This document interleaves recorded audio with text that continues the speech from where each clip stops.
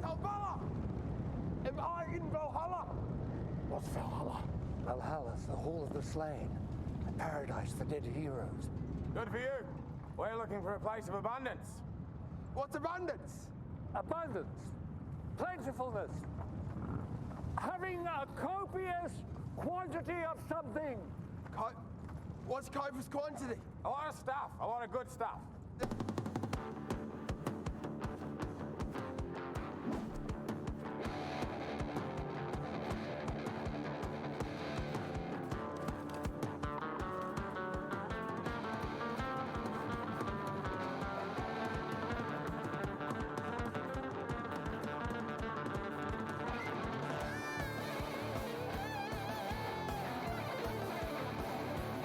You're ready for a good time, baby.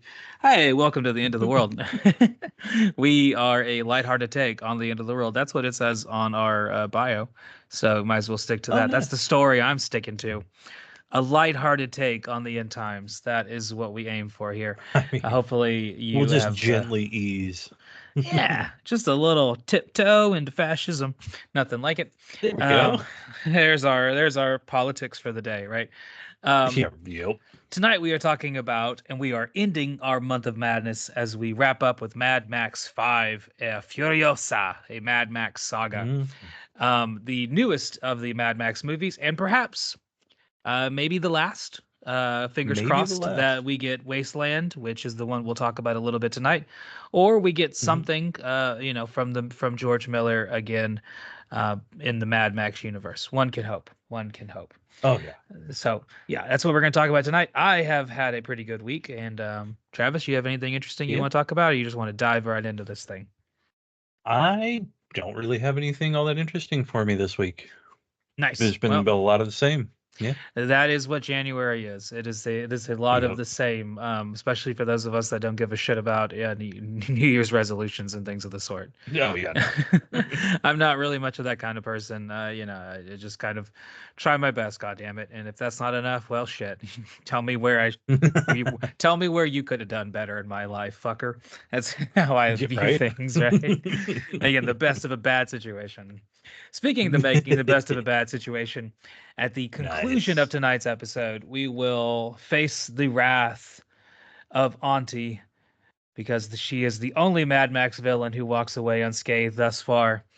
And she is going to come back and haunt our dreams as she forces us to spin the wheel and make the deal as we go into February, facing the utter trash of the wasteland, the dregs of the apocalypse, as we move away from 5 really good movies to some bad choices. Our bread and butter, what we built our reputation on. So that's what we got to look forward tonight. Let's go ahead and get into this movie. So Furiosa came out on, what day did I put down? May 24th, 2024. This is going to complicate the Travis trivia section for one reason. Oh, yeah. We recently reviewed Deadpool and Wolverine, and this movie came out around the exact same time that movie did. So the charts are virtually the same as that time. So no real sense in beating a dead horse and saying, what do you remember about almost 7 months ago? I don't remember any. So then my mind went to I'll look in what was popular in Australia. Throw that at you. A little something different. Turns out Australia had almost the exact same charts as we did at the time. So unfortunately, can't go there. So instead, when we go to the Travis trivia, globalism. Yeah, right. Instead, we will look at the top movies of 2024 according to Box Office Mojo. We'll see what you know about the movies that came out in 2024. So I bet it's just as little as music. So coming out in 2000, we're going to quiz you anyway, damn it. This will get you to start learning. You get no reward for success, So this movie came out in 2024, had a little bit of a production setbacks along the way. It was originally supposed to be kind of coinciding with Fury Road. So I kind of missaid that last week. Last week I said that he wanted to kind of film these Peter Jackson style. That's what he wanted to do. That is not what he did do. So I kind of misspoke there. I dangled my Oh. participle, so to speak, and kind of made it seem like that is what he did. That is not what he did at all. No, no, no, no, no, not at all. That was the intent, and then the intent was Yeah. modified and changed because of the process that would take. And so it was Ah. instead pitched that he would film Furiosa, the prequel to this movie, shortly after Mad Max Fury Road. That obviously did not happen. It almost took him 9 years to make it. Why? A little bit of what we talked about Hmm. last week. Him and Warner Brothers went to a lawsuit over the cost of Fury Road. So his Mm-hmm. contract stipulated that if he delivered the movie under a certain amount of money, he was stipulated to a $7 million bonus. He felt that he had lived up to that into the contract and had produced a movie under the budget that he was required to. Warner Brothers disagreed with him and they lawyered up. He lawyered up. It went to suit, ended up getting settled out of court, and both sides were able to negotiate his return to make Furiosa, but that delayed the production of the movie quite a bit. Ended up Hmm. setting it back instead of coming out directly after or a couple years after, instead almost a decade later. So Yeah. one of the many reasons leading to its kind of maybe less than stellar box office performance, as we'll talk about that, and why maybe we're not going to see another Mad Max movie in this anytime soon, possibly. But we'll see. We'll see. Yeah. Um, the movie was filmed in New South Wales, so going back to Australia, which is different than Fury Yeah. Road. Fury Road was mostly filmed in South Africa because at the time when they wanted to film it in Australia, that happened to be at a odd time when global warming, hush hush, Yeah. um, caused the rather normal desert landscape to be completely flush and green and beautiful. So they couldn't film there. So it kind of fucked over the whole thing. In fact, Yep. a lot of the locations they used in this movie are the exact same locations they used in The Road Warrior. So it is almost filmed in kind of the Oh, exact same spot. So, yeah, that makes sense. yeah, yeah, yeah. A lot of desert landscapes. Um, Oh yeah. this movie takes place probably after Beyond Thunderdome. That is what Miller has confirmed in interviews. So probably after Beyond Thunderdome, which opens up Hmm. the immediate problem, and we'll face her wrath later on tonight, of what has Hmm. befallen Auntie. Because Oh so yeah. far, Toe Cutter dead, um, Yep. Lord Humongous dead, Emote Hmm. Joe dead, Yeah. Dementus dead. Yep. So the only villain that he has faced or has been in these movies so far that has lived to tell her tale is Auntie from Bartertown. So it Hmm. kind of is like, is she still alive? Did one of these other groups that sprung up that seem rather vicious, did they kill her? And we just never saw that. In my mind, I like to think that she, like, Bartertown, like she's all of these people kowtown to, like bend the knee to her, so to speak, like she Wow. who sits on the throne, Auntie is kind of my feelings on the matter, because she rules Bartertown, and Bartertown is where you can go to get pretty much anything, right? It's where you Yep. it's Bartertown, right? It's the Las Vegas of the wasteland, so to speak. So that's what I would like to think. I don't know, if you Yeah. fans, if y'all are listening in the comments, let us know. What do you think happens to Yeah. Auntie in these movies? Because we don't know so far. At least I don't know of anything. Yeah. Maybe there's a I have. comic book out there that kind of answers that question that I just haven't read. Oh, But that'd be cool. that would be nice to Oh, see. you I know would what? totally be if that exists. Send it our way. I would love to read that. You know what I'm kind of thinking of is you remember oh God, what was that movie where with Michael Ironside that we did? Neon I've City. already forgotten the name. Neon City. Yeah, I would like to think of Bartertown as sort of like Neon City.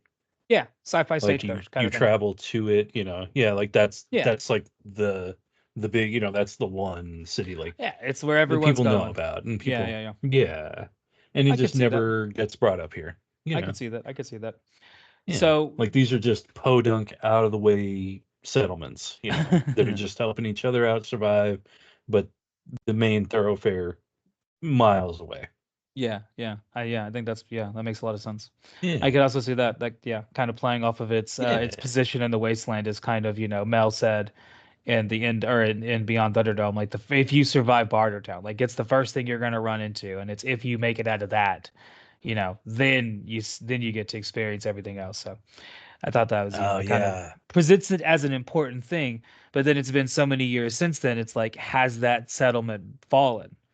That's the question. Oh yeah. Did Emote Joe and his gang of maniacs fucking witness her, and did Dementus run her down and, you know, play the old Darwin, as he likes to say? Was she awaited after all?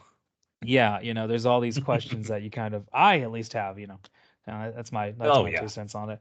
So this is the most expensive Australian movie ever made so far. Um, Hey. yeah, and it did open at number one on the box office, but it was the lowest number one opening since 1995. Any guesses as to what movie also opened at number one in 1995 to the lowest box office ever? Oh, 95? Yes, 1995. I I'll tell you, can't. I'll give you some hints. It's a kids movie. Okay. Kids Okay. movie. Um, it features Christina Ricci. Oh, okay. I'm on board. Was it Casper? It was Casper. There you go. You only needed two Yeah, I hints. remember. Oh, we had that VHS tape when I was younger, and Yeah. it got a fair bit of play. Yeah, So it Casper's was a great okay in our movie. house. Yeah, I love Yeah. Casper. Nothing wrong with Casper. Oh This yeah. is one of those things I where, mean, like, Bill Pullman, it's so good. yeah, totally. This is one of those things where I think millennials and Gen Zs and Gen Xers will completely different. Like, I think if a Gen Xer Mhm. watched Casper, they'd be like, "That movie's terrible. It's way too Yeah. cringy." And I think, like, if a Gen Zer watched it, they might think it also cringy. But, like, I think our generation, it's perfect for us. We're the baby bear of Casper movies. It's just right. It's just right. Uh, so this movie was casting was done during COVID, so they had to do all the casting on Skype. Oh, Yeah. And in so spite of it, that's a challenge. yeah, and we'll get to the casting here in a minute. And so it's coming out and being filmed during COVID. It had the budget. There was a lot of this movie cost a lot of money. We'll talk about it. Like I said, it's one of the most Mhm. expensive movies in Australian history. Sorry, the most expensive movie on Australian history. So Mhm. as of right now, has a loss of somewhere between 75 to 95 million dollars. Oh. Yeah, that's how much money it lost so far. Ooh. Maybe those figures will change as things go on, but right now, that is where it's at. Maybe it'll make that up in DVD and like streaming sales. I don't know. You know, I mean, I I'm hope. not sure. You would hope that it's able to pick up some money Yeah. that way, but who knows? Who I knows? hate for George Miller to fall so far, you know? I mean, Yeah. It opened at number one and it beat Garfield at number one. And then the oh, next there's week something. it lost to Garfield. So it only was at number one for one Oh, week. Yeah. It made it to number one for one week. Um, it needed $350 million to turn a profit. So that's how much, that's why the movie was kind of like set up for failure. Maybe from the beginning. That's a lot of money yeah. to make. Like the Fury Road made close to that much, or if not more than that. And that movie was still considered a failure, like we talked about, right? It was still considered like, Yeah. yeah, it still didn't make enough money to turn a profit. I think that Uh, this is one of those movies where it's like it's just like it's so much money. Like, how could you ever make that much money? yeah, right? People aren't going to see Mad Max like they go to see the Avengers. It isn't Spiderman. Right. It isn't Spiderman. You know, it's just not. It's so kind of is a different vibe, different situation, different market. Yeah. I don't know Yeah, if the there's not a market lot of is. us I don't out know if there. that market has $350 million. It is going to the movies. That's the other thing. Is like a lot of us just. Oh, yeah. I didn't go see it in theaters. I streamed it at home. Nope. Because it Yep. was just cost prohibitive to go and do it. Talked Oh, about in yeah, one of the other absolutely. episodes. Living where I live and where the cost of everything and taking my wife and having fun and getting food and enjoying ourselves. It'd be like $100 to go to the movies. I can use that Yeah. money elsewhere. Yeah, You know, really. if I'm going to spend some fun money, that isn't going to be where I spend it at. I'll just, I Oh, can no, do not something for else with that. So, one just to watch one movie one night. yeah, No. yeah, yeah. So, yeah. Let's get into the casting here, and we'll sprinkle some tidbits of Yeah. fun little background as we get into the background, as we move from the background into the plot of this movie. So, like I said, the casting was done via Skype, and our big leading man, so to speak, is Chris Hemsworth playing Dementus. Yeah. And playing That's Dementus, he actually auditioned for Fury Road as well, but didn't get it. oh, Yeah. So he auditioned for Fury did Road, not didn't know that. quite get that. Yeah. He was one of the ones who auditioned for Max. He apparently grew up loving Mad Max. In an interview, he said, Americans have Star Wars, Australians have Mad Max, and that's kind of how he looked at it. That's awesome because that's how I Yeah. feel about Mad Max anyway. I it's my trilogy, you know. Yeah. Um, So he was pumped to be in this. It was just and something he was looking forward to for a long time. fun fact, Chris Hemsworth was born the same month and year as me, so we're the same age. Nice. Yeah, he's like 10 years older, but I mean, Yeah, I'm sorry, yeah. 10 days older. Yeah. No sense in But reciting every single Marvel movie he's been in. He has obviously placed oh, Thor. So every movie mhm, that Thor is in, he has also been in them. yep, Every Avengers movie, several of the other Marvel's movies, he has cameos and all yeah. kinds of little things. And so, yeah, he's done all those. Other movies he's been in though that are good are Bad Times at the El Royale was pretty good, and I one think I've from the seen that one. yeah, it's pretty decent. You should check it out if you haven't. Yeah. And one from back in the day, so to speak, which makes me feel old because I remember watching this movie at my apartment as an adult. Cabin in the Woods. That one, Oh, he's also that's in right. that, and that movie is a fun time. I don't want to Yeah. spoil anything about it because I think it's best if you've never seen it, you go in completely blind and just Yep. experience Cabin in the Woods. You won't forget it. And all of a sudden, I want pancakes. uh, Next up was playing Furiosa was Anna Taylor Joy, I think is her name. I can't read my Yeah, own handwriting yeah, now. Anya Taylor-Joy. Okay, I couldn't read my own handwriting. I Yeah. literally have it written down, and I'm like, I can't tell if that's an A or an O. If you pass Matt, like you need to learn to fucking make your speech or make your type more legible. She has been Yeah. in a ton of movies, some really good ones. She was the voice Yeah. of Princess Peach in the Mario Brothers kind of reboot they did a couple years back Oh, with yeah. Chris Pratt. I have still not seen that. I have no interest in seeing it. It's all right. It's all right. I like it's one of those ones that I Yeah. knew it came out. I knew it was good. I knew the Jack Black thing. Like I knew all the peripheral around it. And that Yeah. knowing all the like the lore made me immediately feel like I've seen the movie without seeing the movie and I don't need to watch it. That's fair. So it's one of those ones that there's a it's lot of movies like that. okay. That's how a lot of the Marvels movies are, where it's just like, what storyline are they doing? Okay, cool. And who's cast? Yeah, basically. Okay, that's who the cast is. Okay, that's interesting. Yeah, all right. Well, I'll see what they changed, and then I'll just go from there, and that's it. And I don't have to Yeah. watch it, and I'm like, oh yeah, they changed. Okay, cool. That's an interesting choice. Well, when There you they go. when they start telling more interesting, unique, original stories, I'll come back. But right now, Yeah, right. they just kind of choose stories that they've already been successful in the comics and are just like, let's Yeah. use this one. I'm like, yeah. Anyway, moving away from comics, she was also in The Menu, which is a movie that has a connection to Fury Road because Nicholas Hoult was also in The Menu, which is a fantastic What's horror it? movie. Yeah, he is. That is a really, really good. See, That is a really good thriller. I didn't You see should that check that one one. out. Yeah, I it is. should. It is tense, so to speak. It's a really good one. Oh, She's also in The Northman. That's another fantastic movie. don't Um, know that one. you should, yeah, a lot of good movies you should check out. Last Night in Soho. That's kind of the movie that got her this movie. George Miller Oh, watched her in Last Night in Soho, which was directed by oh, what's his name? Oh, his name literally just went out of my head. Directed Shaun of the Dead. Edgar Wright. Edgar Wright, yeah.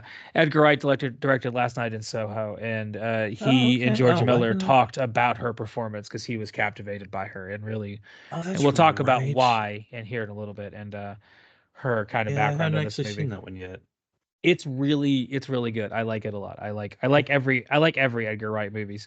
Well, yeah. He was why I really wanted to see Ant-Man because I thought he was going to do a really cool job, and then he ended up not doing it. Really, kind of leaving the movie half finished. You can watch Ant-Man with Paul Rudd and see some Edgar Wright isms, and that's kind of why I like Yeah. it. And that's kind of where the Marvel movie lost me because it was like, all right, so they're hiring these really good directors, but then they're not really letting them do their thing. They're just kind of like being Yeah, like, well, really. no, now you get to just do what we want you to. And I'm like, well, then why the fuck did you Oh, hire them? that's Just yeah, hire really. Just get whoever then. somebody.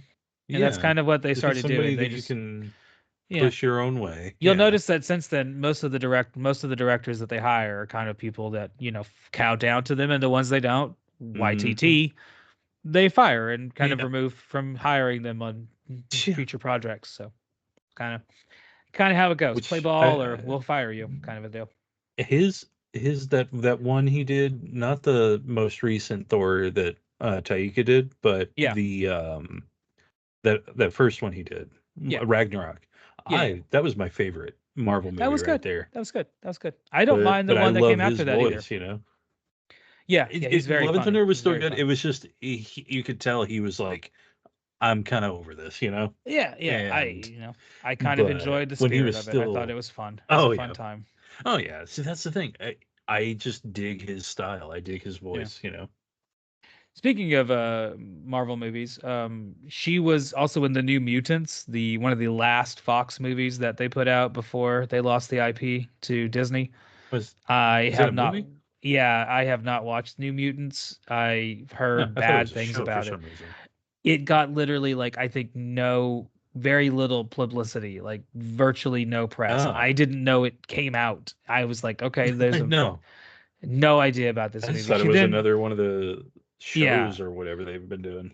she's also in some M. Night Shyamalan movies, Glass and Split, and then she was also in The Wait, was she? Witch.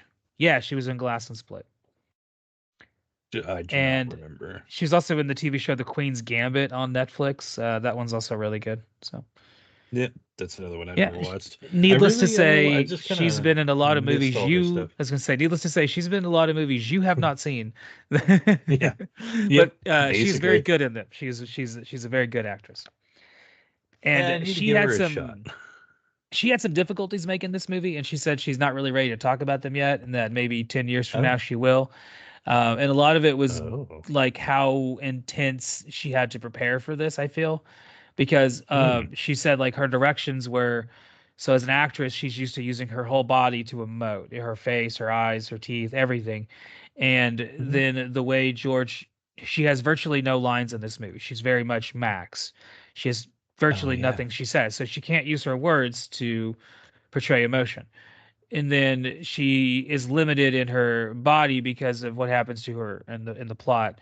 And then also the way she's being filmed is a lot of close-ups, so she is limited in her physical ability to show emotion. And then he wanted she'll feature her face to be a very specific way most of the time, so it really limited her to using just her eyes to tell a story. And basically it was like, she was kind of saying like it was an intense experience, and a lot of difficult went into this. And yeah, it was one of those things that I thought she did. I thought she did really, really well. And Yeah. I really liked her in this movie. I think I really like her in a lot of Oh things yeah. that she's been in that I've mentioned. Maybe minus Princess Peach, is because I've never seen that movie and don't have any interest in seeing it. Coming alongside us as Jack is Tom Burke. He's kind of our Max stand-in a little bit here. Kinda. Also been in some good movies. He was in Only God Forgives, which is a kind of a fun Ryan Gosling movie from the same director as Drive. Kind of kind of takes a lot of the same vibes and themes as Drive and kind of presents them in a different way. Yeah, it's a little David Lynchy. I kind of like it. I kind of like it. It's one of those movies that got shit on a lot when it came out, but I kind of like Only God Forgives. It's not the worst movie in the world. Give it a chance. Yeah, I will definitely. Tom Burke was also in A Dragonheart: New Beginning. You remember that movie? I remember the I know there Dragonheart were series? sequels to that. Remember the Dragonheart? I saw the first one, and I tried. I remember trying to start watching the series of movies. Yeah. And I did not make it past the second one at all. I didn't even make it like 20 minutes in. I was like, I can't. This is just not a good time. So just like Fury Road, this movie was envisioned to be in black and white. So that's kind of fun. And I'm actually waiting because I actually think there's going to be a director's cut that comes out eventually. So when that one comes out, I will pick it up on DVD or Blu-ray, 4K, Laserdisc, whatever streaming, whatever is available, whenever it finally comes out. But yeah, I'm really interested to see his director's cut because this is the longest Mad Max movie of all of them. it is downright gratuitous how long this movie is. Yeah. You filled the length at a certain point, I will say. Y- But in spite Again, of yeah. that, I would actually not mind if you put out like a director's cut, like 3 hour, 30-minute long version. I'd be Oh yeah. inclined to watch that. It may not be something I put on all the time. It may be something I only No. watch once and pause and like come back to, but I'd be interested in seeing what Yeah. a director's cut version of this looks like. Oh, totally. I I would think love that'd to be spend fun. more time in this world. Yeah, I think that'd be fun. I think that would Yeah. I think it'd be cool to see, what a longer version of it looks like, not condensed down to fit a 2 hour and what is it, 38-minute, 48-minute runtime, something like Yeah. that. It's a little it's long. It's a little long. Yeah. And unlike Fury Road, which was almost completely practical effects, very little CGI, Yeah. Miller lent more into the CGI. So this movie has over hmm 20,000 CGI shots. Okay. So quite a And lot I could more. Quite a lot more. tell. A lot of them were changing the facial features on the actresses to show the aging and to continue like the physical look of what the younger actress would look like going into our lead actress and then morphing into what Charlize Theron looks like in Fury Road. So there was a great Uh, deal of it there. Some more of it was making the driving scenes safer, filling in a mhm. lot of the crowd scenes, making them larger, things like that. So there was, there's Yeah. a lot more use of CGI in this movie, which a lot of people on the comments have pointed out on IMDb and elsewhere as being one of the things that they dislike about the movie. I think Yeah. most people are kind of picking at, kind of picking at things there. It seems like Yeah, if they're this getting was very any other, nitpicky on that. in my opinion, I can see people getting disappointed only because his use of practical effects was so prominent elsewhere. But I think if this was Right. any other movie, people like if this was Star Wars, people wouldn't be like, "Oh, they're using CGI." It's like, yeah, they've been Yeah, using it really. since fucking forever. Yeah. Like it's not a big Oh deal. Who yeah. cares? So Yeah, no. I don't find it like annoying It here. But no. I It can see has how its some people place. I can see how some people are like a little let down that it wasn't quite exactly, what they were thinking of. So, as we get ready to get into the plot of the movie, are you ready to play Travis Trivia, where we try to get you to guess the top 10 movies of the year 2024? So we are almost 1 month Oh, into 2025. Take any guesses as to what were the big movies of last year? last year. Yeah, yeah. This Anything might that be the only sticks out. movie I 100% remember. Um, Well, this one is not the top 10, I'll tell you that. oh, that's a shame. It I is. don't know that. I mean, I may have watched some movies that came out last year, but Well, we watched one of them. We oh, recorded a did it? review of Oh, it. that's right, we did. Duh. Yeah, which one was that one? Any guesses? That was Deadpool and Wolverine.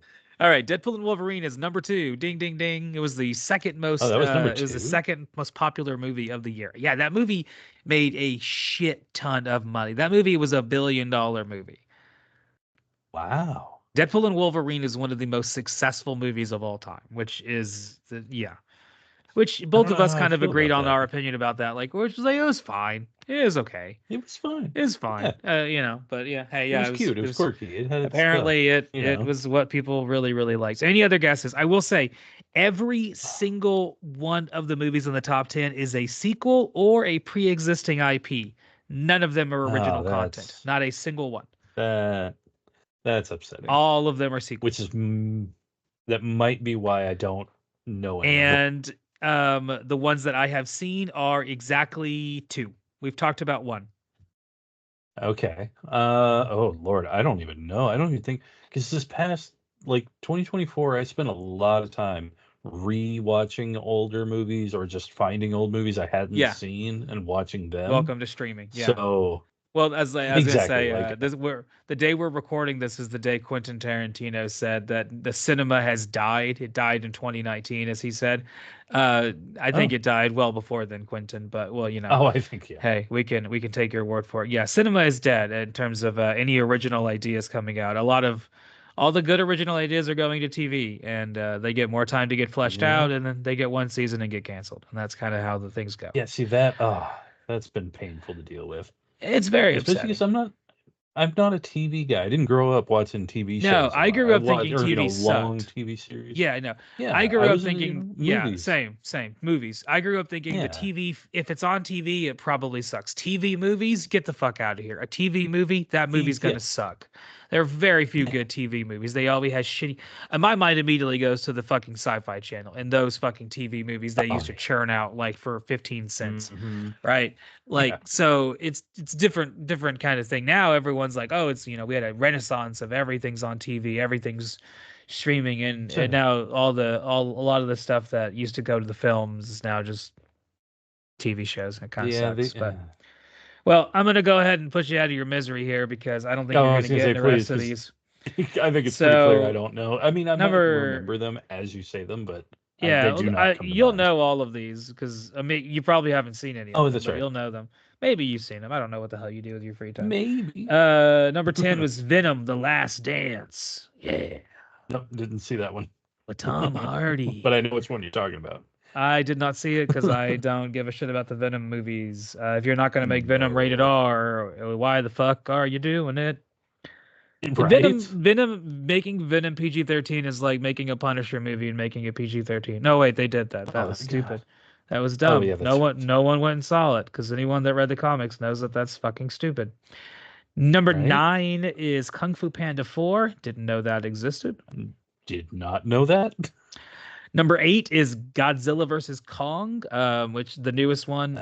I have that saved to watch. I still haven't watched it. But one day. Yeah, that monster movies have a special place in our hearts. But Yeah, definitely. The whole new like Kong reboot series, it's good. I like them. It's just that they don't do anything to like make me want to like immediately go and watch them, and that's fine. Yeah, it's just they're yeah, not really for me. So, and that's cool. I get it. Number yeah. 7 was Mufasa, the Lion King, which is another Uh, sequel in the live action Lion King reboot that they did. So, I a didn't even see sequel the to first live a action. yeah. So Mufasa the Lion King would be the sequel to the live action remake of the animated version of a Shakespeare play. There you go. That's quite put that in a sentence, fucker. Yeah, really. That'll give an English Jeez. major a fucking heart attack. Dune 2 was number 6. Dune 2. I did watch that one. So I have, at a principle, have still not seen any of the Dune remakes. My Dune is the Dune, which is David Lynch's Dune. Yes. That's the only one that exists. I want my flying farted man. I want my spandex thong wearing Sting with a knife fight. I want Yes. Father, the sleeper has a like. I need all that. I've seen Sandworm, the likes of which you couldn't imagine. I need that. I don't. It's like I will Yeah. give you that. I everyone that I have spoken to has said the Dune movies are very very good. Eventually, I think will they're watch good. them. Eventually, I I will wouldn't get call them around very, to. very. Eventually, I Yeah. will get around to watching them. I would have much rather someone like just made Alejandro Jodorowsky's Dune, or Oh, something like that. I don't know. I love I'll say David Lynch's this. Dune. It's a very special Oh movie in yeah, my no, heart, and it's it's hard for me very. to live in a world where someone else has made Dune and it wasn't David Lynch, Yeah. because Do you I want to need know that. who you did? Do you want to know who you really disagree with right now? Who's that? Siskel and Ebert. They Yeah, hated probably. Dune. Yeah, well, they hate a lot of But movies that are really good, so I was gonna say, yeah, but they can go fuck themselves. I think they're dead, aren't they? Are they both well, dead? they are both dead now. Yeah, well, they can. Yeah, well, So hope. I just happened to, well, because I was watching a video on like their reactions to David Lynch movies after Yeah, he passed. So I was yeah. watching something like that, and They hated boy, Dune. every Yeah, time like, oh yeah, they would talk. They were pretty positive about most of his movies except for Dune. yeah. So Well, I mean, they had a lot of negative things to say about other movies, but yeah. yeah, no, nothing on Oh, Dune. fucking idiots. Number 5 was Wicked. Wicked. Have not seen. Wicked. Yeah, Wicked. Oh, The Wicked. Wizard of Oz from I the witch's perspective. I'm not gonna lie to you. I thought Wicked was like some kind of Boston thing, Wicked. like a Boston movie, like Wicked. Wicked pisser, yo. That's the first thing I thought of, and I was like, oh, uh, that's right. There was a musical. Similar to number 9 on our list, which was Kung Fu Panda 4. Number 4 is Despicable Me 4. Once again, did not know there was a fourth I one. did not know that. I have never seen a single Despicable Me movie, and I have no interest or need to see them, so can't tell you anything about that. Same thing with Kung Fu Panda. Never seen a single one. Don't have really? any desire to. Yeah, no, don't care. I know that the first Kung Fu Panda, I think David Cross plays one of the animals in Not there. surprising. Not surprising. He's got to Yeah, eat. no. Oh, absolutely. Have you seen Alvin the Chipmunks? You gotta do that. Oh, that's right. That's a man who loves capitalism.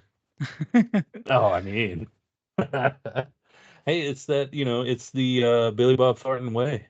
It is. Just It is, sometimes dude. you gotta eat.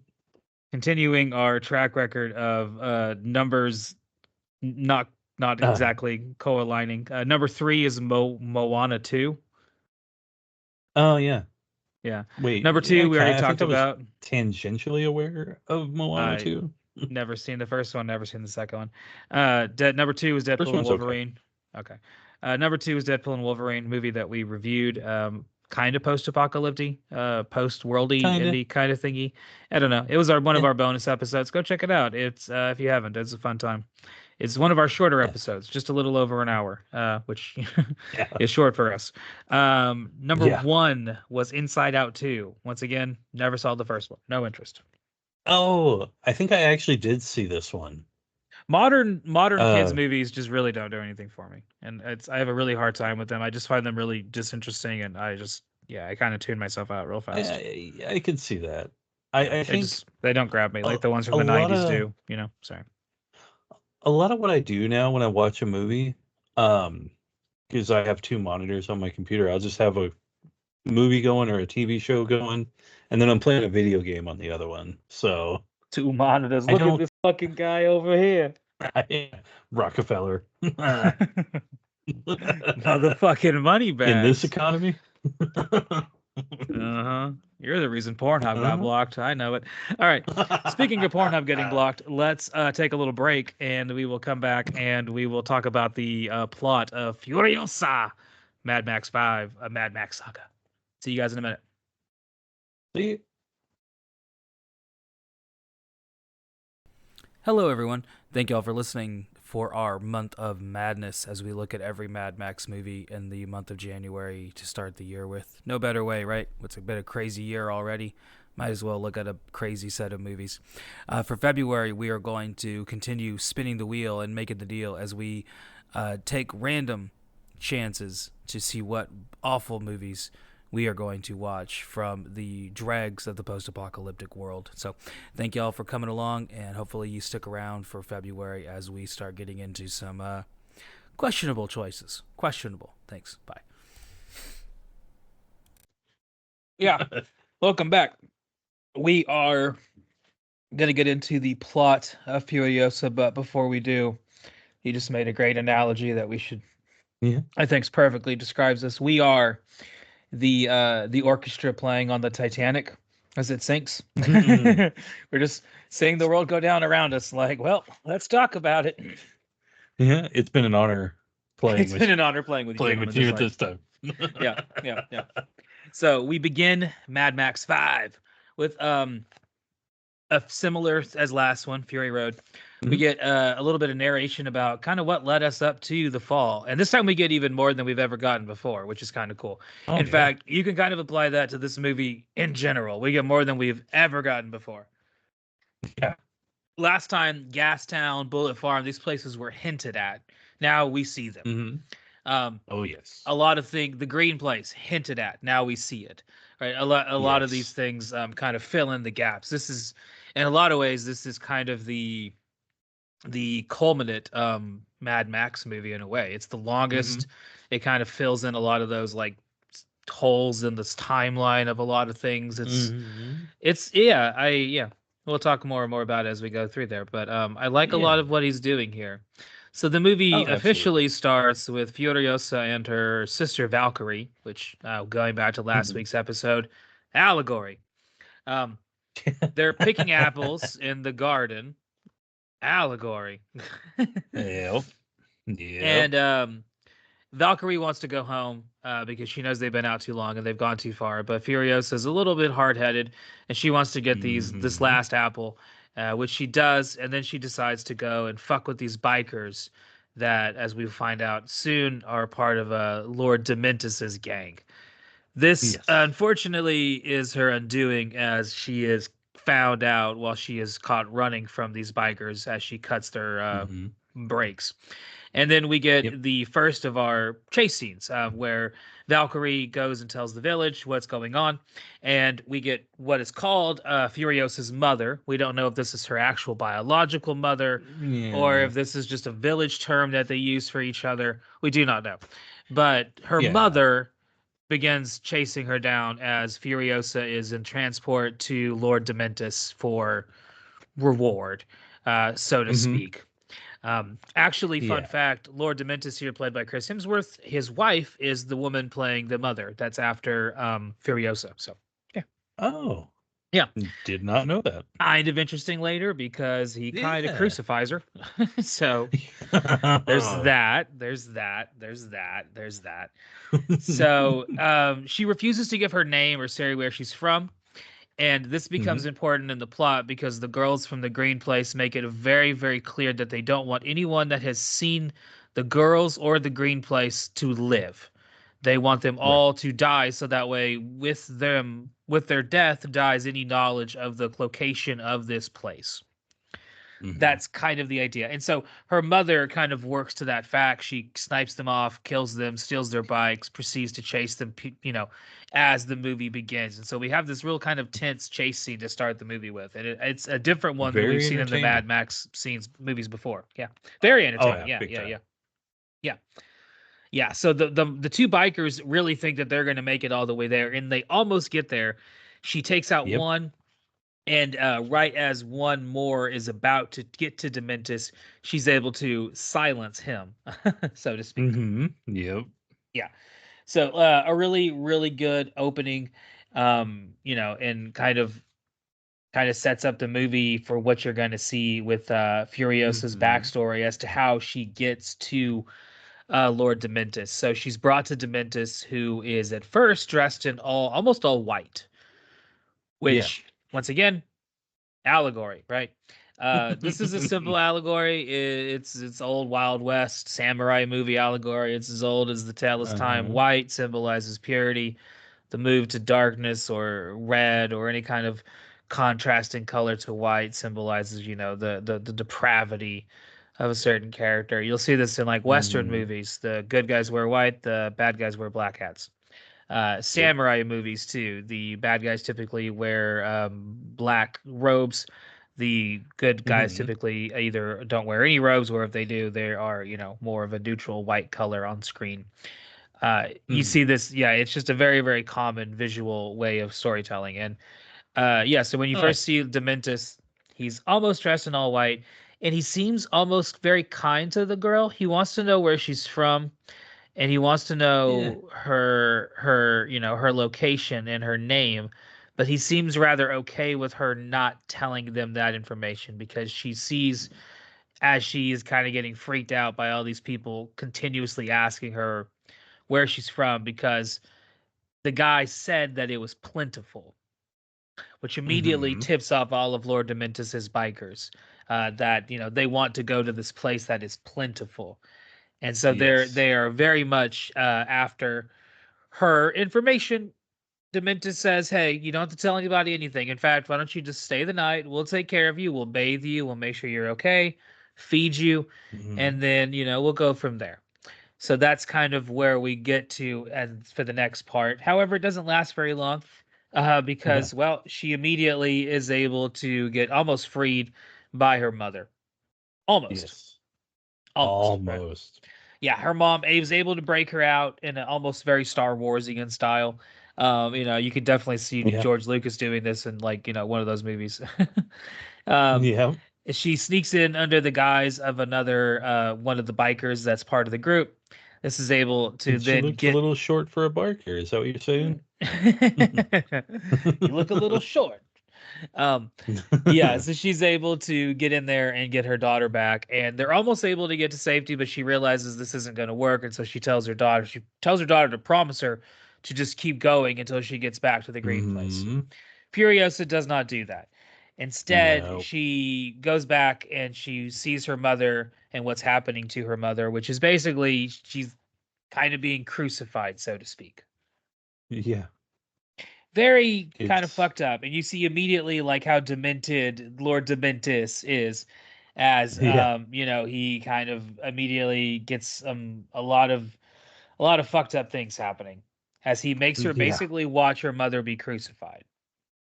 Yeah. And you Like also see hold your his eyes open. yeah, holds her eyes open. Not only that, but he has to ask the history man. This is also the first time we get to see the history man who was telling us the Hmm. story of Fury Road. Oh, This that's is right. where, Yes. yeah, this is his on-screen debut.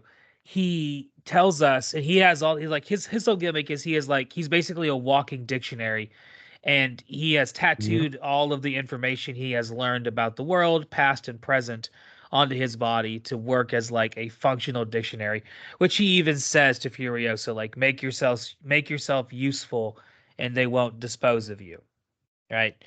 Basically, make yourself a commodity, and then you'll live. Yeah. You'll get to survive in this wasteland. She does not do that. Interesting there. Um, Right. but Dementis asks the history man, like, what are tears? Because he's confused by this. So we see him kind of like with the teddy bear relic, and we hear what happened to his family. So he has kind of also experienced a great loss before the end Hmm. of, before he got to this point in life.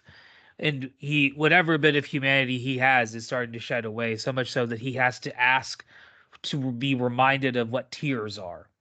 So yeah, like you said, Yeah. literally holds her eyes open and makes her watch her mother be crucified. And Yes. such ends chapter 2, or chapter 1, I should Yeah. say. We start chapter 2. This is the first Mad Max movie told in chapters, which is interesting. Yeah, that is Yeah. interesting. And I will say, you talked about how Lord Dementis or whatever, he shows, or you kind of find out about his loss and everything. That's a real theme in these movies, is like how people are handling this loss of their, what they had, like their family, their way of life, Yeah. everything they love is now gone and they're in this wasteland. Yeah. And it's just how they handle it, how they deal with it, you It's know. very And a trauma lot of it, theory. Very trauma theory. oh yes. Yeah.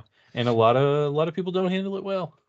Yeah. It's kind of looking at trauma and analyzing the ramifications of it. The way I always Mhm. like the way I was explained trauma theory in college when we were learning about it was like a bullet to a windshield. It's Mm. one event, but then from that one event, there's a cavalcade of smaller little fractural structures that begin to spiral out, Mm. that begin to create a web of other structural failures that cause the damage to the glass, whether it's a breaking through a baseball or a bullet or whatever it is, right? So you can Mhm. use that analogy to think of trauma, that like one event can have a cavalcade of other effects. And it Yeah. kind of becomes at one point difficult to trace back exactly like what caused the initial event in the first place. So Mhm. Oh, that's okay. some trauma theory for you there. Anyway, I like that. as moving away from how art is maybe confrontational towards that which bothers us the most, we get a lot of CGI here. So we open chapter Yeah. 2 with Dementis doing his best Joker impression, and this is where he says, "We're going to play Darwin," where he has basically a bunch of guys that he wants to. There's only so many job opportunities. So what are you going to do? You got to Yep. fight over it, and then the first four Mhm. people to get on the bikes, that we're then going to rev up your engines, drive in different directions, and literally pull a man to shreds. So Yeah. yeah, yeah. And this is where he tells Furiosa to go ahead and look away. Yeah, and she But doesn't. by now she's not, Yeah, showing I any think I emotion. feel like it. I feel like her eyes are letting on and telling the story that she almost wants to be witness to all the things that he's doing, so that she can see him for the man he really is. Right? There's nothing Right. that she missed. She saw all of it. Right? Because he kind of considers Yes. her and treats her almost like a daughter figure. Right? So he kind of Mhm. kind of treats her almost like Joe does the girls, that he keeps captive, which is kind of interesting later on that kind of becomes relevant. Yeah. So it's kind of a lot of that, a little different, less sexual here because you don't feel like Dementis is grooming her. You feel like he really is treating her like a child. You feel like that because he seems like, based on his teddy bear that he gives her and then takes away from her, you feel like he probably lost a child, probably lost a young kid, and so he kind of has some of that still in there too. So this is when Furiosa steals the History Man's tattoo kit, and she gives herself the tattoo on her arm of her map raid home. Right. So this is when she then also hides it periodically throughout the movie. And we see what happens to it at the end of the movie as well. So this is kind of like her map home, so to speak, of her ability to find her way back to the Green Place. However, as we find out in Fury Road, it's going to be like 19 years before she's able to get back. So a little bit of a time there. So the Lord Dementis and the group are driving around in the wasteland, and they run into a war boy. And this is going to lead to them deciding to go to the Citadel and confront Emotin Joe. And what happens before that is kind of important. It's an allegory, so to speak, because Dementis is literally covered in the red dye of Emotin Joe, also stripping away a lot of his humanity. So a lot of visual representation there. So we get to see the Citadel from a completely different perspective, which is really, really fun. Really enjoyed that. Last time we only saw it from one perspective. Now we're seeing where all the holes where the people literally have to crawl into, that are not living up, at the top of the Citadel with Joe and everybody else. So kind of cool to see that. And so we get our big bad guy meetup. So this is what we call in wrestling terms a heel program. We got two bad guys. Typically, you don't see this happen because it makes it difficult to root for somebody, right? Someone's got to turn face. One of them's got to turn good. Or otherwise, we're just going to root for them both to lose. So that's kind of the gimmick this movie plays with. And that may be one of the reasons why people had a harder time liking it, is because it is kind of a heel program. It's a lot of bad guys doing bad guy shit, and Furiosa just trying to survive in the midst of it. So you're right.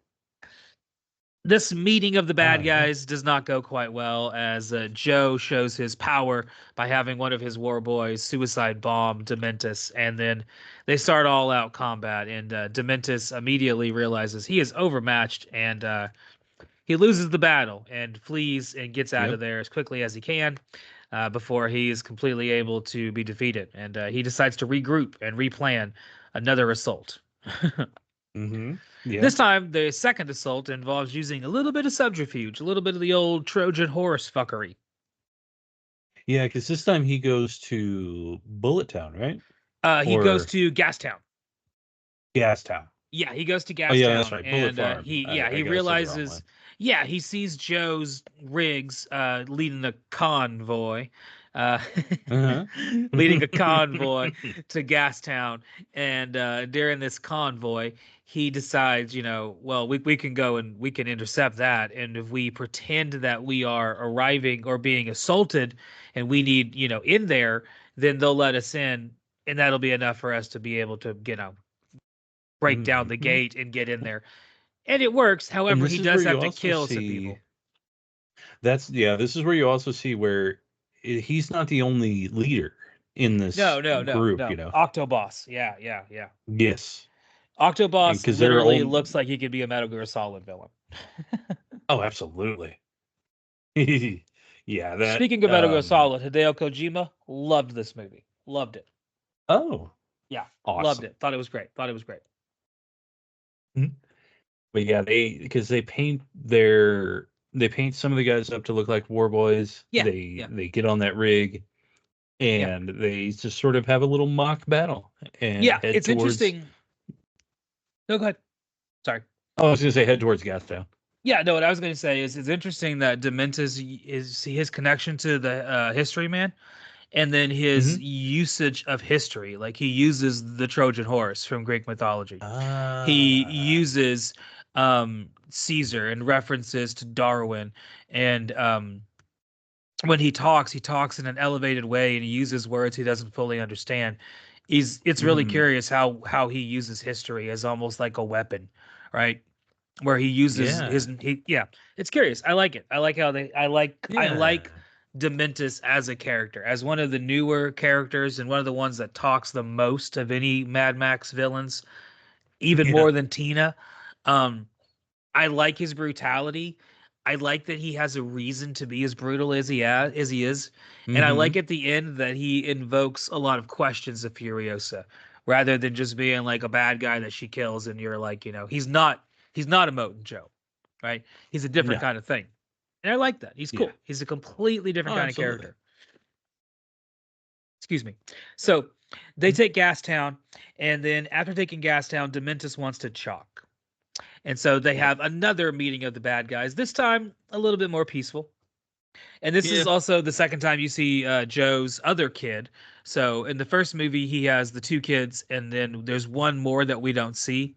And that other Mhm. one actually makes his debut in the Mad Max video game, which we didn't really talk about last time. We talked about it for a minute, and I kind of edited it out Yeah. of the podcast because neither one of us really played it much. I Well, played it I a little have bit. played it a little bit. Yeah, okay, Yeah, so I we played it a have little played it a bit. little. I know it. Like I played it enough to know that it was cool. It wasn't exactly what I thought it was, and it was always one of Yeah. those games that like I wish I would go back to and play again because I feel like I would probably enjoy it more a second time through. Um, but Yeah. yeah, I don't really have anything else to talk about it other than that. Like it was No, it's okay. It really was okay. It yeah. was okay. Yeah. It was okay. I'm more There's of a actually a puzzle couple game kind of other. guy, There's more yeah of a yeah I farming game. I like my RPGs and my strategies. My favorite game series is Yes. XCOM and Darkest Dungeon. So I like games that Yeah. I can get drunk and just sit here and not have Mhm. to think much. Or at least, well, in my opinion, think much. But um, Well, yeah. I don't really care if I win. That's why I don't have to Yeah, think no. much. I'm like, yeah, I lost. Whatever, it's fun. Um, so we have our big bad guy meetup number 2, and Dementus wants double of everything. Basically, that's pretty much the gimmick. He Yes. wants double of everything. And Joe does not really like that, but he No. does have another offer. A little bit more of a perverted offer, coded in Yeah. perversion, definitely. So what Joe wants is he wants Furiosa, and Yeah. he wants the doctor that's been writing with Dementus this whole time that we see in Fury Road show up with Joe. So we kind of know, foreshadowing, he's going to end up with Joe at Y- some point. Right. Yeah, yeah. So this is the deal that he has laid out, and for this deal he will increase various percentages of the arrangements that they have and honor Dementus as the new leader of Gastown, so to speak. Keep Mhm. the peace in the wasteland. Yeah, as best as that can be done. Yeah, as best as one can do. And Yeah. well, after some deliberation, Dementus he agrees. He begrudgingly agrees, and he takes her teddy bear, and Furiosa is sent Yeah. to, well, now join Emote and Joe, and Uh, originally set to live as one of his wives. And we'll see another time jump here as some time passes, and we see kind of mhm. how she moves from that life to the, well, another life, as so to speak. So we get another Yeah. little time jump here, and basically what happens is she escapes being one of his wives, and she is Mhm. able instead to remove her hair and blend in Yeah. as one of the people living in the slums. Eventually, a series of events unfolds, and she works her way up to becoming what do they call her? A dog man. Yeah. Because of her size, she's able to help out during a crisis event, and this gives her the Mhm. role of dog man, and thus begins chapter 3 of our story, which is well, now that she is a dog man and she's working on these big rigs that they are building for Emote and Joe, her whole life is Mhm. going to change a little bit. Yeah, because then we learn about the Praetorian, Yeah, that Praetorian dude. Praetorian Jack shows up. Yeah, yeah, yeah. Yes. So during the construction of the big rig, we this is where we meet Praetorian Jack, and he's kind of like the quote unquote Mad Max figure of this movie, in Mhm. that Oh he's yeah, a because mostly silent male they figure wearing all black with a shotgun. yep, and they speak about him like kind of reverentially, like Yeah, when they yeah, first talk about him, because he's yeah, like, he's made the Fury Road, each time he made it through, yeah, yeah. He's driven the Fury and Road more than anybody, and he always comes back with his with his yep. with his cargo. He's never missed a run. So yeah, he's So kind of yeah, our he's Mad Max ripoff type yeah, character figure. I like how this is set up that he's not Max. We didn't get Max shoehorned in here. That he's another character that is visually reminiscent of Max. So following the oral hmm tradition, you could kind of see like someone trying to tell this story about the wasteland and trying to fit Max hmm in as a character, a la like yep, Hercules in one of his many labors, that maybe he wasn't necessarily involved in all of those, right? Something like that. right. I like how the storytelling is done here. I really do. So Oh yeah, yeah. chapter 3 starts with the construction of the war rig.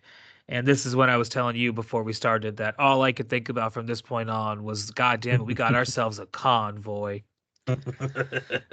We got us a Awesome. convoy. You got us a goddamn bear in the air. So the big rig completed, and it is time to get on the road. We got another chase scene, Yep. right? We got eastbound and down, and this chase scene Yep. is pretty good, honestly, pretty good. Can't deny. Oh yeah. Pretty good chase scene. Highlight Yes. of the movie, as it gives Furiosa a chance to show off like basically everything she's good at. She's able to climb underneath the truck and fix the truck as it's moving. She's able to hmm defend it with her sniper rifle. She's able to get in the driver's seat and help out in there. Just Yeah. like showing off her worth. So much so that Jack loses almost everyone in the rig that was helping him, Yeah. except for her. And Yeah. then she tries to turn on him, and he kicks her out of kicks her out of the rig in kind of a very Yep. clever way. Yeah. And then he comes back, though. He decides to come back and help out because he says, in his own words, I think I want to start a new crew, and I'm thinking I'm starting with you. Yep.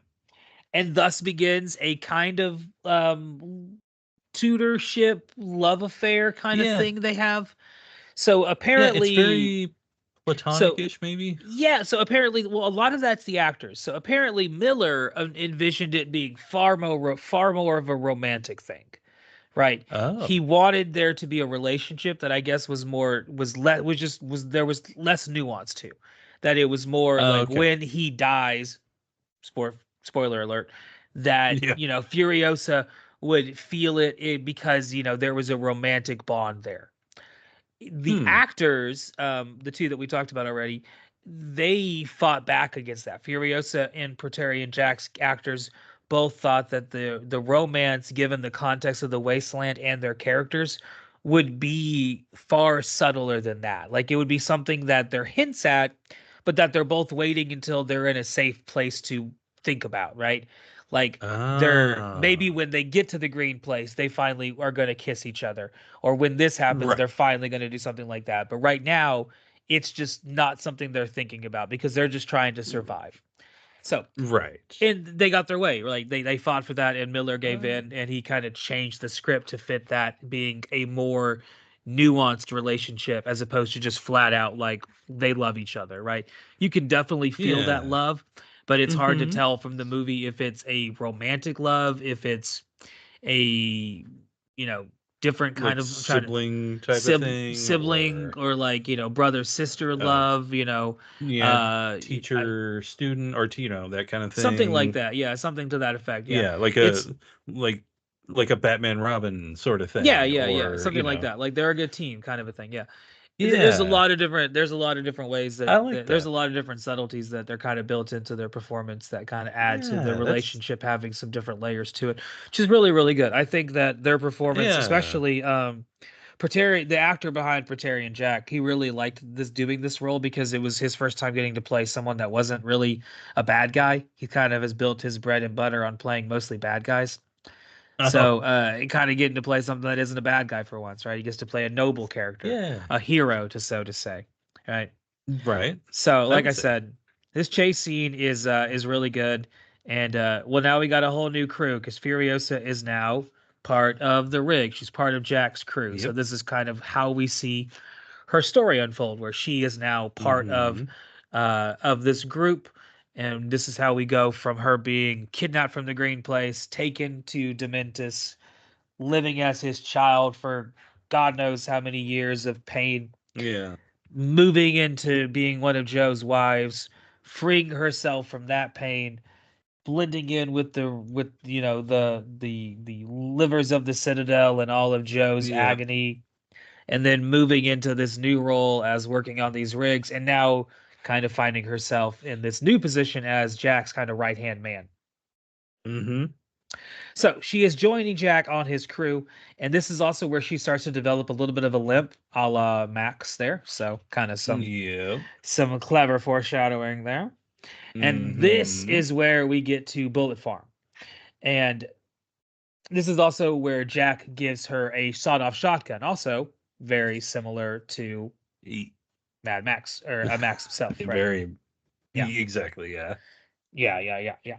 So at Bullet Farm is where they hear from the leader of Bullet Farm, who the actor who played him in the first Fury Road had died. So once again, they use CGI to manipulate the face and make the person look as close as they possibly could to the original character. So some clever use of some CGI there. Yeah. So at Bullet Farm, he tells Jack and his crew that, you're going to Gastown. It's a fucking shit show. Like Dementus has no control over his people. There are riots in the streets. And we kind of got hints of this leading to this as like Dementus seemed to kind of be losing his losing his grip on reality. Sorry, I got tongue twisted there. And Oh yeah, no. not able to really bridge like being an effective leader with just kind of letting his men kind of do whatever the hell they want. And as Jack and Furiosa get to Gastown, we see that basically his men are kind of just doing whatever the hell they want. In fact, Dementus can't even guarantee their safety for very long. So what Dementus wants is he wants another meeting. Because right, he's not happy with the arrangement. Things are not working out. He wants another meeting with Joe to get things sorted out. And he tells Jack and Furiosa this, and then we have the scene of them getting out of Gastown, which itself is a whole madhouse. Yep. So I also get the idea that it was almost a put on, kind of like how he's done before, Well, yeah, it is, because he sets them up for a trap right after this. Yeah. Yeah, like the whole thing is basically Dementus trying to set people up for traps because he is power hungry, right? And you see a change in clothing here. His cape that he wore that started off as white and then became red is now kind of dipped black with the oil of Gastown. His hair has grown out. He's got a big graying white beard, right? He's kind of looking disheveled. He has started wearing the clothing of the guy who previously ran Gastown that we saw for just a second. So yeah, you see a lot of kind of him losing his grip on what's really going on here. Yeah, so yeah, it's cool that I like that you picked up on the foreshadowing there because Jack and Furiosa, they go back and tell Joe what's going on, and then the next thing we get is they're a trap, right? They get set up. Yes. And this is where Furiosa and Jack are separated from each other with a gate in between them. And so Jack shoots off his green flare, letting her know basically just run away, like leave me to die. I'm not going to get out of this one. She does not do that. Instead, we see her once again, her amazing sniper skills as she just fucking starts picking people off one by one. Oh, it's so which cool. carries over to Fury Road, right? Max literally has to hand her the gun because she's a way better shot than he is. Yeah. And this is also where we kind of, at first we think this is just a trap in the wasteland, just set up by a random nobodies. But then we peel back and we see that Dementus is the one who's setting this whole thing up, right? Yes. And so when Furiosa sees this, her attention is now on both saving Jack and also trying to kill Dementus. Oh, yeah. And this is also where maybe Chris Hemsworth wrote this in his contract that he would get to be the first person in the Mad Max universe to use a rocket launcher because he's the first person in the Mad Max universe to get to use a rocket launcher. As he fires a rocket launcher at Furiosa once he spots that she's the sniper. And she collapses to the ground beneath her, and then we get another allusion to Mad Max Fury Road where she, like Max in that movie, rises from the literal ashes around her like a phoenix as a changed character. So somehow, some way, her and Jack managed to get through all that without getting killed. And then the chase is on. So now Dementus is after Jack and Furiosa, and they are headed out east. They think they have managed to get away from all this wasteland wars. Mm-hmm. That the rig is gone. They got their car, their V8. Furiosa knows how to get them where they're going, and that's where they're going to do Mm-hmm. is just go to the green place, and Jack's going to come with her, and she looks finally relieved for a little bit. But that doesn't last as we get to see that Dementus is in pursuit, and Yes. he's a sick fucker. He is a sick fucker. He's a man Oh who's yeah. able to catch up real fast with his fucking fury. It's like how would you describe his contraption of a car, of his contraption of a Oh god. motorcycle? It was a giant like Hot Wheels abomination, basically. Yeah, Like yeah, yeah. It's pretty it's intense pretty looking. cool. It's pretty cool looking. It looks like something out Yeah. of Ben-Hur in the Wasteland. Yeah. That's how I'll describe it. It's pretty cool. But yeah, Yeah. him and his crew show up, and they're able to. This time they're driving their monster truck though, so they got that going. And Oh he's yeah. able to use his monster truck to get over the gate that they have sabotaged. And Yes. once he catches up to them, he's able to flip their car. And Jack is very brutally hurt. So is Furiosa. She's pretty much lost Oh her yeah. hand. So Basically. they tie Jack up to the car, to the tracks, to the bikes. I can't talk. Yeah. And they basically drag him until he's exhausted and dies. Yes. And Meanwhile, they tie up, yeah, Furiosa yeah, by yeah. her now mangled arm Yes, her, which uh actually to helps because watch. yeah, the gravity of her being tied up by the mangled arm kind of allows some of the skin to be able to separate a little bit more. And I think that's what Yep. they were going for because she's able to get free by basically ripping her arm off. Yeah. So I guess she watched 127 hours too. Yeah, she saw that movie. Yeah, before Oh it got Lord. canceled. Yeah, before the cancellation. Um, so we see Dark Dementus, as he calls himself, definitely losing it, Yep. just completely losing it, Oh yeah. just absolutely out of his mind. And so he gets bored, and this is when he turns around and sees that Furiosa has snatched her arm off, and yeah, Mm-hmm. she begins to travel the wasteland on foot. And then a stranger in a V8 with a leather jacket on top of a cliff is watching her. Uh-huh. And this is our Yep. Max cameo. Like, where is Max during this time period? And George Miller apparently said during all of the prequels that he has planned, he could tell you where Max is during all of them at all times. Like, Oh, so that's pretty cool that, he's got this that like is whole cool. mind of this universe in his head and has it all planned out and everything. Very cool. That's So pretty, yeah, that's awesome. somehow, some way, maybe it's Max, we don't know, but Furiosa Yeah. awakens on the Citadel, and she's Yep. able to get up to the top of the Citadel to tell Joe exactly what is going on. Mm-hmm. Because Dementus has another tricky plan. He basically plans to burn down intentionally Gastown to draw the attention of Joe to Gastown, leaving the Citadel vulnerable. That's kind of the whole Mm-hmm. idea. And this is also where we start to hear from the history man of, the 40-day Wasteland War, as we call it. Um, Yeah. we don't see the entire Wasteland War. We just get clips of it. This is where I think Mm-hmm. maybe the director's cut would have some more clips here, or maybe have a little bit more of the battles spilled out a little bit more. I don't know, man. I don't know. Hmm. I don't know what could That'd be happen, kind of but cool. yeah, we see clips and pieces of the Wasteland War as Furiosa begins to build her arm and get ready for the climax of the movie, as she Yes. has been dubbed the fifth rider of the apocalypse. She is after Yes. Dementus. That Yeah, was a she is really after cool Dementus. description of her. Yes, it's a perfect description of her. She is the fifth rider of the apocalypse. Yeah. And I she even always I like throughout this whole thing, I like the history man a lot. yeah, the History Man is a really cool addition. I really like that they had him in here. And I like that Mm-hmm. his relevance is not just like that he's there, but like how his function is. Like he hypes up Dementus, he gives him background information, tells him about the history of things.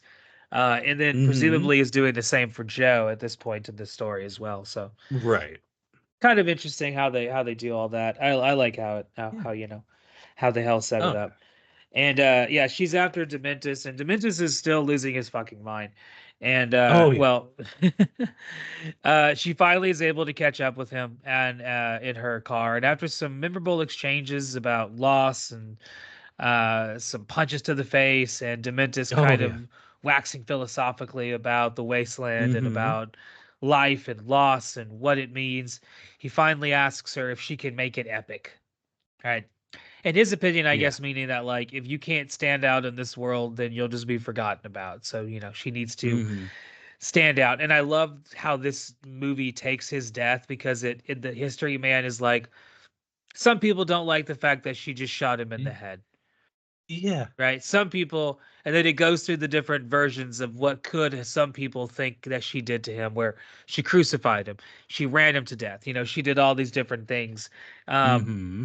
I really love that. I thought it was maybe one of the best parts of the entire movie. Oh yeah. Yeah. One of my favorite I'm right parts of there the with you. entire movie is that like they show like all the different ways in which maybe he could have died. Maybe she did it this way. Yeah. No one really knows.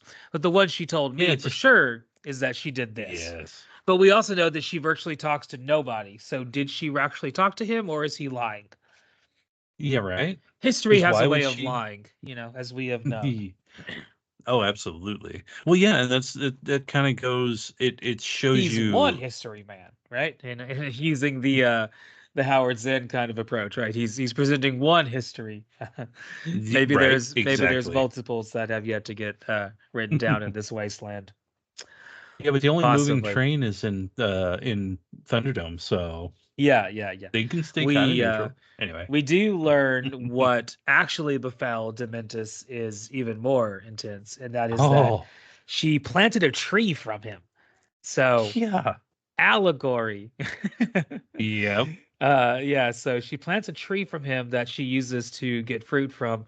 And this is how we It's segue from the end of one movie to the start of Fury Road, as she pulls the apple yes. down from the tree and she goes and hands it to one of the girls of Joe's wives as they get ready to get snuck into her big rig as we start Yep. Fury Road.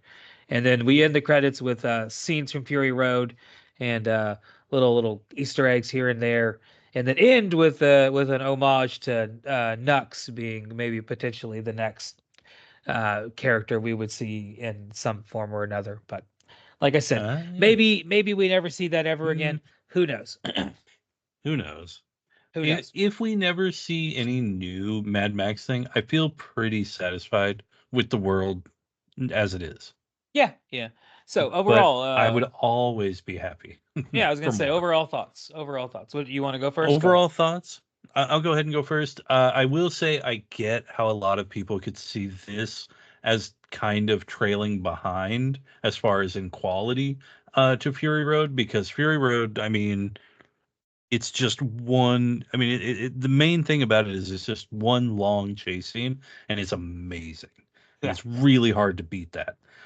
This True. one was telling a lot of stories and filling in a lot of gaps, so I can see that being a little bit busy for some folks. A little bit hard to kind of keep track of, because it's always been very simple storytelling for the like four previous movies, and then this one's kind of getting a little more complicated. It's got a lot more moving parts, um, definitely more settlements than we're used to seeing. So we're involving a lot more, um, just a lot more things going on, a lot more plot points, a lot more, Yeah. stuff like that. So I can see how that would kind of turn people off. Being longer too probably didn't help, Yeah. but Bloated. Yeah. I'm kind of Bloated. disappointed. Oh, yeah, exactly.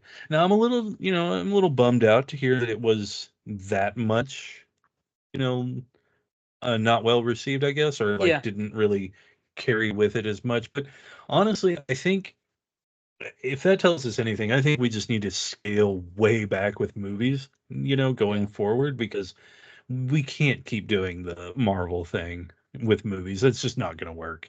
And they're not that interesting, I'll be honest with you. Yeah. But Yeah. when a Yeah. movie like this does something, I mean, this is an interesting movie. This is a good movie. And this, I mean, I really, really liked it. I enjoyed the whole time. I liked how they set up, how they fill those gaps, and how everything just works together, and how they kind of, you know, fill out the world just a little bit more. You just kind of a little bit more coloring book done every day, that kind of thing.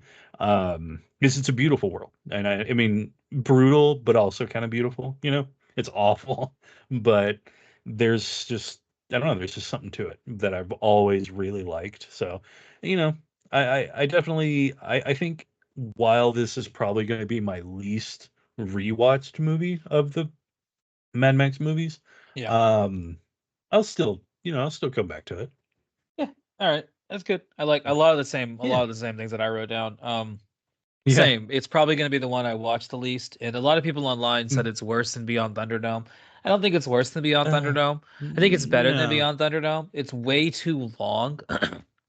And whenever you were talking, I said bloated, and I think that's a Yeah. perfect way to describe this movie because like sometimes I want to eat so much food that I'm bloated and I'm just like a fat little slobby pig boy just sitting down going, you know what? I feel good. I'm proud of myself. I feel like shit, but I'm happy at the same time. And then other times I don't want to feel like that, right? I don't want to feel bloated. Mhm. This movie is definitely leaning more towards the bloated side. It is a long movie. A lot happens. Um, you could cut a lot out. You could probably trim a lot of the fat here. I like that we don't though. I like that we're getting our steak and our potatoes and our eggs.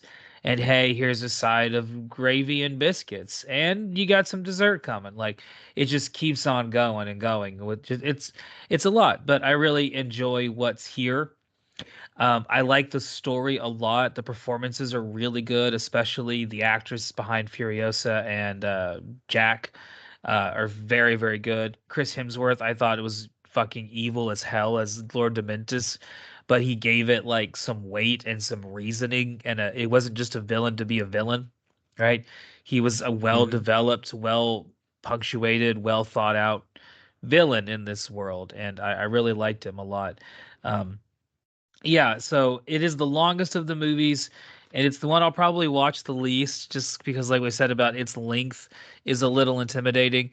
But sometimes, when I want to watch a good long Mad Max movie, it's not the first one I'll go to, but it's not the last one I'll go to either. I would still Mhm. think I would watch this before Beyond Thunderdome, which I guess Yeah. that'll get to our end segment, which is we're gonna rank our Mad Max movies, all five of them, and then I Ooh. believe I hear the bells of Auntie and Thunderdome calling Mm. us to spin the wheel. So, yeah, which how would you rank the five Mad Max movies, as we round out the month of madness? Dun dun dun. Oh, okay. So I would say number one, it's kind of like in different moods. Number Yeah, one can either be Road Warrior or Fury Road, honestly. Just depending on how I feel. Because sometimes I'd rather watch, Road Warrior, and sometimes I'd rather watch Fury Road because they're just so good. yeah, Like they are definitely the top of the entire series right there. Um, Obviously because so that's going to be one and two. I can't tell you which one's one or two right now because I just kind of always go back and forth. 1A, 1B. I think exactly. I think right now at the very moment I would say Road Warrior is edging it out. I just kind of feel like and I Yeah, think that's just because we have the nostalgia of going through all of them right now. yeah. So that's my nostalgia movie. And so yeah, that one's probably number one right now. So then Fury Road would be two. Number three is of course the first Mad Max. And I'm gonna say Furiosa and then Thunderdome. All right, interesting. But these movies are all still way above a Yeah. lot of other movies for Oh me. yeah, yeah, yeah, So yeah, yeah, yeah. So So my list was very where the similar. bottom starts, Yeah. pretty high up. Anyway. Yeah, yeah, yeah, yeah, yeah. The bottom is definitely at most other movies' highs. My list was Yes. very similar. So 1A, I went with Fury Road, and 1B, Mhm. I went with Road Warrior. So same as you, Mhm. kind of a toss up between them. I like them both equally. It just kind of depends on what mood I'm in. But right now, I'm really appreciating what he did with Fury Road, and yeah, I Mhm. feel like that one's kind of my go-to right now. Um, Here's where we differ, though, because I have number 3 as Furiosa. Like I said, not one I will return to, but for me, when I want to watch Mad Max movies, my mind is usually going to go Fury Road, Road Warrior, one or two of those order, and before I go to anything else. So 3, 4, and 5 are all solid, but ones I'm probably not going to watch very much. Right. So number 4 I have is Beyond Thunderdome. A movie that I got a new appreciation for as we've watched it this time, right? It's a movie that if you asked me about a year ago, I would have that at the bottom and would be like, that movie's terrible. Hate that movie. Watching it this time, still not my favorite, but I have a new appreciation for it. I definitely, it grew on me in a big way. And then my bottom one is the original Mad Max. It's not bad. It's just of all of them, I feel like it develops a world, and it leaves me wanting a lot more. And instead, it's focusing more on Max as a character, and that's cool. That's great. I love that. And but the other movies develop a world around Max, and I see that it is more, I think, of Miller's vision come to life. And so, kind of Mad Max to me is just of the 5 of them, it's my least favorite of the 5. The one I will probably go to the least. That may change tomorrow, but for right now, that's my 1, 2, 3, 4, and 5. So there you go. Yeah. Well, I believe the calls of Thunderdome are calling to us as they are asking for us to spin the wheel and make the deal. So we are going to spin the wheel and make the deal, and we will talk to you guys in just a second. Yep.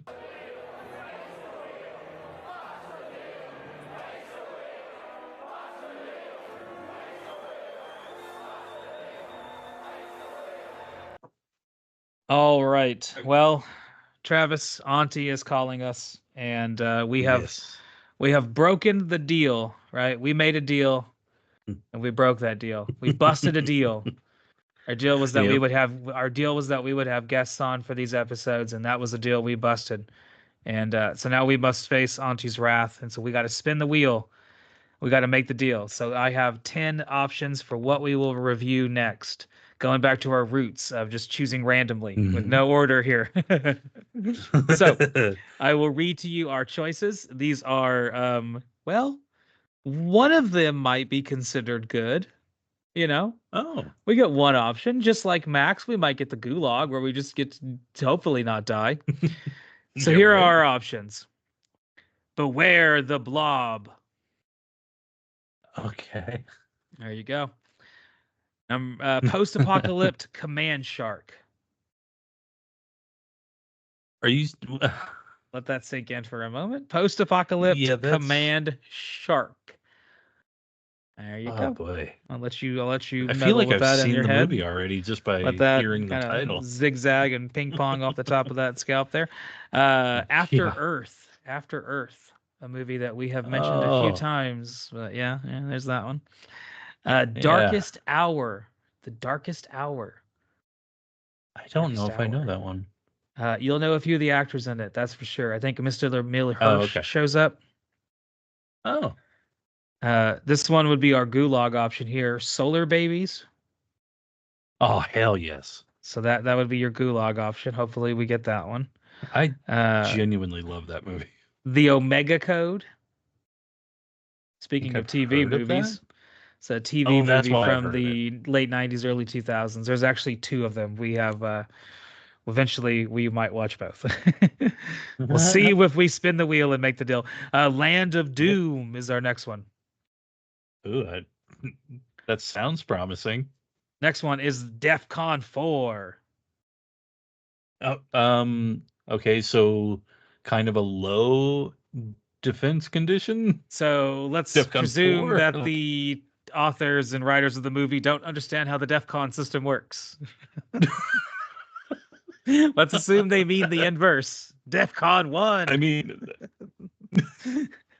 a little confusing. Well, hey. There you go. It's a hard system. Next, we got 2 left. Next one. The Late Great Planet Earth. This is a documentary about the way the world is going to end, narrated by Orson Welles right before he died. Oh. It's got very bad reviews. Apparently, he might be drunk the whole time. I don't know. Oh, that's. We'll I'm see. actually really excited. Spin the wheel, make the deal. And last one is spin again. We don't get any, no free spaces here. We gotta try again. All right. So Yeah. I believe you have a D10. Auntie is watching, I so have I trust you.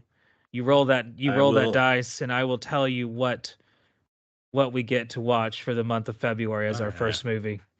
Go ahead. I wish my mic picked up the dice roll, but it doesn't. That would be okay. Then Yeah. we'll leave it to the we'll leave it to the here. I'll add a little drum roll. 8. 8. That is spin again. Let's go again. We don't get out of this spin alive. again. Okay. Yeah. All right, Go again. Here we go. 8 again. Are you serious? Is this thing waiting? Spin again. This is bad TV. Yeah, 6. There we go. 6. All right. We will be watching next week The Omega Code. All right. Yeah. So I don't know much about this one, but I know it's streaming, and so I will include a little bit of the trailer here in just a second on the audio of this, and hopefully you guys tune in next week as we will be watching The Omega Code as we get back to our roots in February as we review some just utter trash, but we got big plans set for March. So February is going to be our month of schlock, but we got big things going on in March. So we'll see you guys next week for Omega Code. Thanks for watching. Take it easy. On the eve of the new millennium, Somebody out there say change. That's right. the truth about the ancient prophecies is about to be revealed. You and I, we have a higher calling. The warnings that can't be ignored. Early tests are confirming that the ocean's molecular structure has somehow mutated. The answers the world has been waiting for. I need you to be my spokesman for this new world, my prophet. And the power that will set us free. There is a war going on between angels of light and dark. Or destroy all mankind. We are recanting our support and declaring you a heretic. Who will hold the power in the new millennium? I want a quick strategic nuclear strike.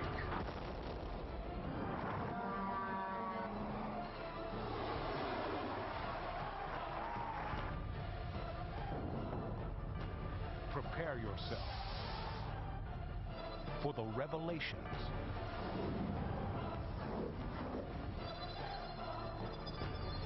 of the code. I was Judas, portraying Christ to be crucified. I was Hitler, leading millions to the slaughter. I died so that you might live.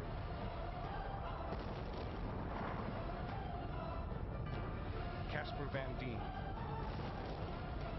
Michael York, Michael Ironside, and Catherine Oxenberg. The Omega Code.